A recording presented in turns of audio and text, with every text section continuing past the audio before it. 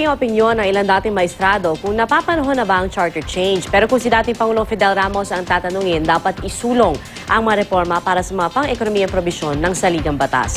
Balita natin ni Ruth Cabal. Mga reforma katumbas ng mas maraming trabaho. Ito ang tema ng forum sa Makati ng Chambers of Commerce ng iba't ibang dayuhang bansang nagnenegosyo sa Pilipinas. Dumalo si dating Pangulong Fidel Ramos. Di man siya nagtalumpati, sinabi niya sa media na kasama sa reformang dapat isulong para umarangkad ang ekonomiya ang pagbabago sa probisyon sa konstitusyon ng 60-40 rule, kung saan nililimitahan sa 40% ang pag-aari ng mga dayuhan sa lupa, public utilities at negosyo sa ilang industriya. The basics are not yet in place. Number one, reform laws. Partly maybe reforms about the 60-40 economic provisions in the Constitution. Pinuna rin ni Ramos na tila abala raw kasi ang gobyerno at maging ang Kongreso sa ibang bagay tulad ng pork barrel scam. Investigating in aid of legislation kuno, but where is the legislation?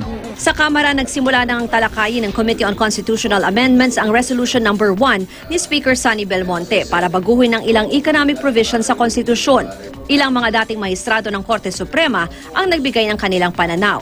May pabor at may kontra sa charter change. Sabi ni dating Chief Justice Renato Puno, hindi naman daw kasiguruhan ng CHACHA o charter change ang magdadala ng ginhawa sa buhay ng maraming Pilipino. Ang lupa lang po ng ating mga mahihirap ay yun lang lupa sa takong ng kanilang sapatos. Paano magkakaroon ng equality yun? Bukas naman si dating Supreme Court Associate Justice Adolfo Ascuna sa pagbabago ng ilang probisyon sa konstitusyon.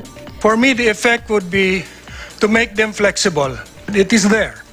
It says pursuant to Article 17, and therefore you are exercising constituent powers, which is allowed under the Constitution. Una nang sinabi ng Pangulong Aquino na sa ngayon, wala siyang nakikitang dahilan para amyendahan ang konstitusyon.